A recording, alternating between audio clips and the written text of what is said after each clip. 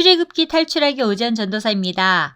성막 건축에 필요한 일꾼들과 재료가 모두 준비되자 본격적으로 성막 건축이 시작됩니다. 하나님께서는 마음이 지혜로운 부살렐과 오홀리압과 여러 일꾼을 부르셔서 성막을 제작하는 은혜를 주시고 백성들은 가지고 있던 많은 귀중품을 가져올 때 넘침으로 모세가 중단시키기까지 하였습니다. 이는 온 백성이 한 마음이 되어 하나님께 온전히 헌신하였음을 보여주는 것입니다.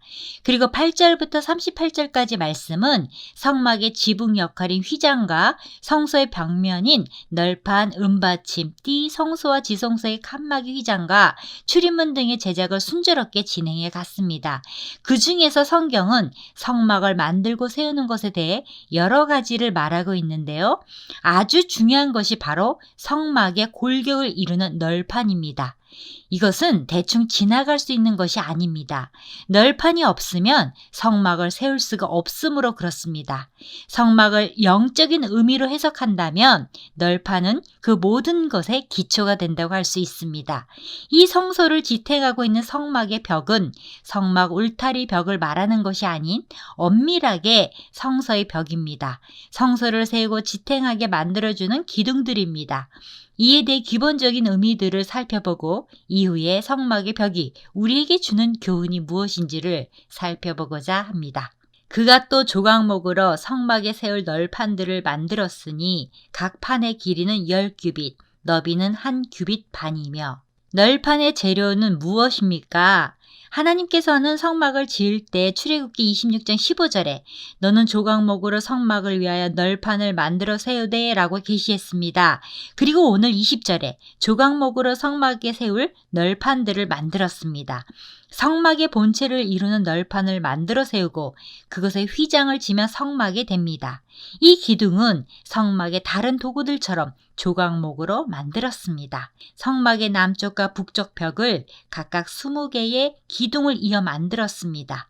서쪽은 6개의 기둥을 이어 만들었고 양쪽에 기둥이 하나씩 추가되어 모서리를 보호하였습니다. 성막은 총 48개의 기둥으로 이루어져 있습니다. 널판은 히브리어로 젤라인데 갈비뼈와 같은 단어입니다. 남자와 여자의 갈비뼈를 합친 수와 성막의 널판 수가 똑같이 48개입니다. 신비한 일이 아닐 수 없습니다. 갈비뼈가 육신의 생명이 있는 심장을 보호하듯 성막의 널판은 생명의 하나님이 임재하시는 법궤를 보호하듯 성막의 벽을 이루고 있습니다. 또한 여기에서 만들다라는 말은 잘 다듬는 것을 의미합니다. 조각목은 건조하고 메마른 지역인 시내 반도에서 주로 서식하는 아카시아의 일종으로 내구성이 강하고 재질이 단단하여 성막을 지을 때 사용되었습니다.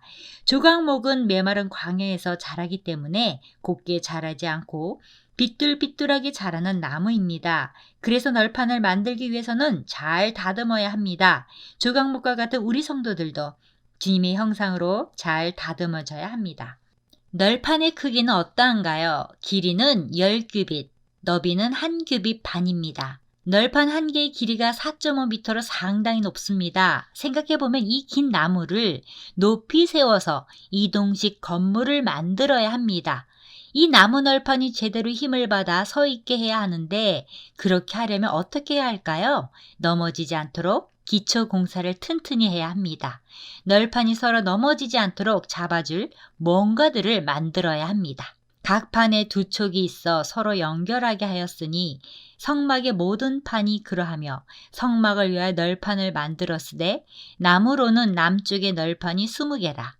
널판들로 서로 잇대어 2개의 촉들로 널판을 서로 끼웠습니다. 여기서 촉이란 널판이 양끝을 서로 고정하는 역할을 하는 것이고 성막이 사막의 강풍에 잘 견디기 위해서는 널판 하나하나를 2촉으로 서로 단단히 연결한 것입니다.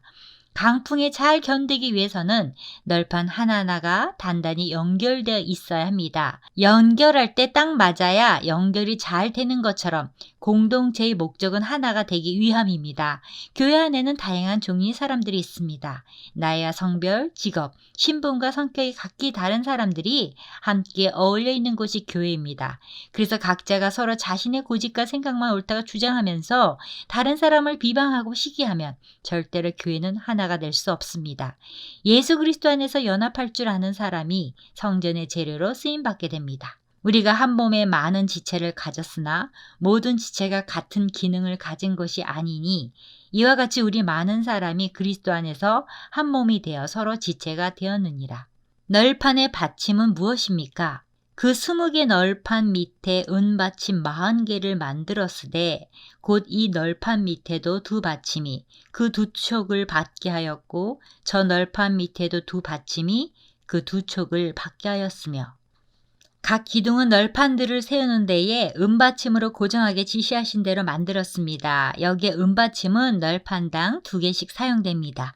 참고로 은받침 1개의 무게는 34kg으로 한 널판당 은이 총 68kg이 사용됩니다.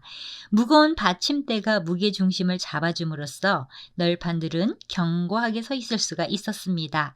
남쪽과 북쪽 벽을 널판 20개씩 총 40개요. 서쪽 벽은 6개에 모퉁이에는 널판 2개로 만들어 총 널판은 48개가 들어가고 여기에 은받침은 96개, 은받침 제작에만 은이 자그만치 3.2톤이 사용되었습니다.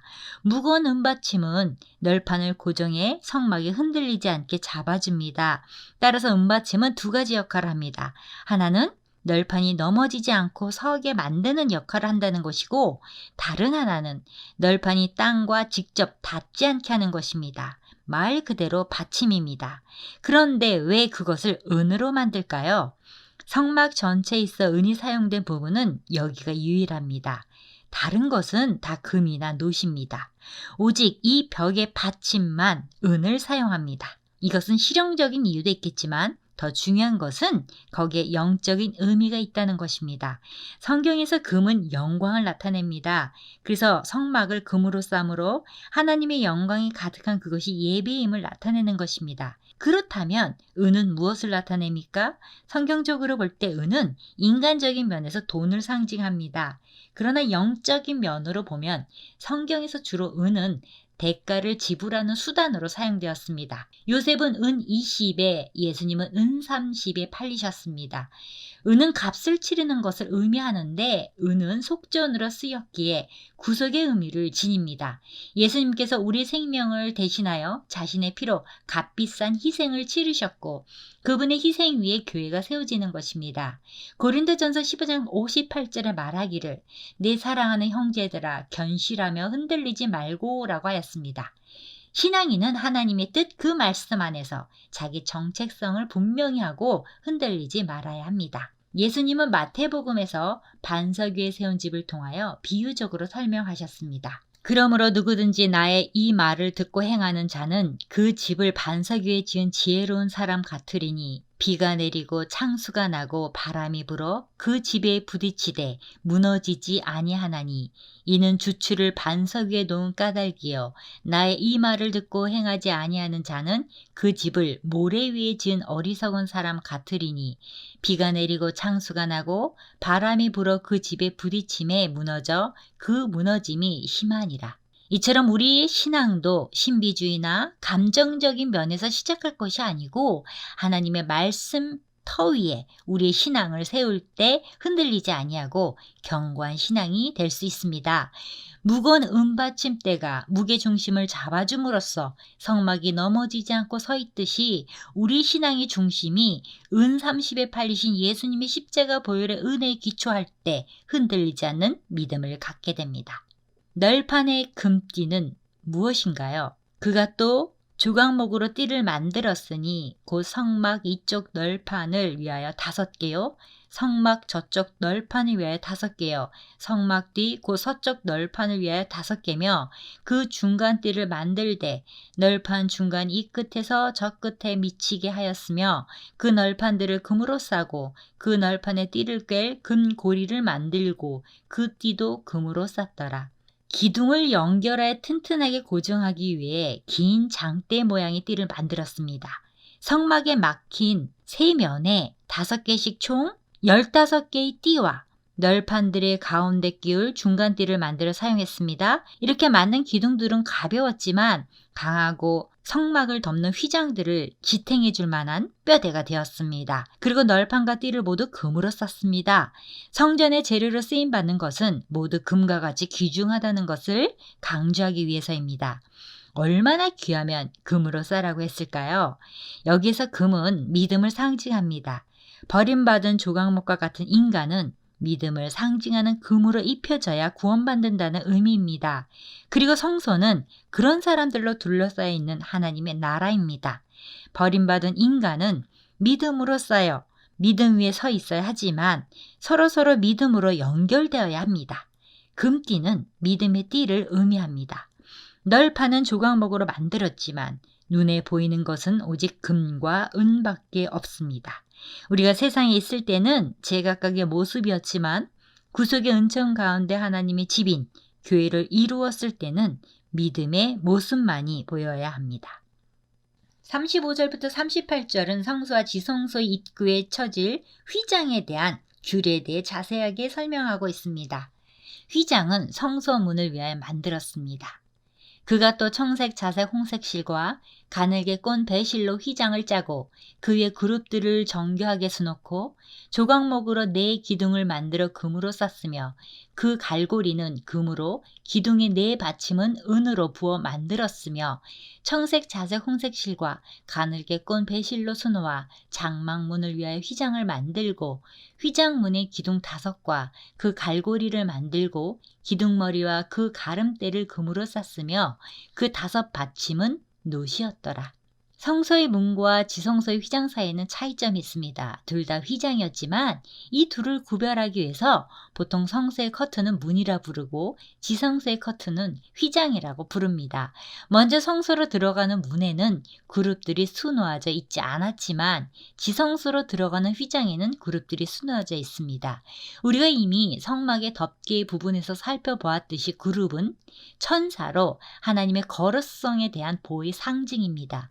그리고 성소로 향하는 문은 사람의 들어오고 나감을 위하여 만들어진 것이지만 지성소로 향하는 휘장은 사람이 함부로 들어오지 못하는 곳입니다. 문과 휘장의 가장 큰 차이점은 즉 성소의 문은 제사장들이 매일매일의 직무를 위해 출입을 위해 만들어졌지만 지성소의 휘장은 대제사장들이 속죄 제물의 피를 가지고 1년에 단 한 번 들어가는 것 외에 어느 사람도 들어오지 못하도록 만들어진 것입니다.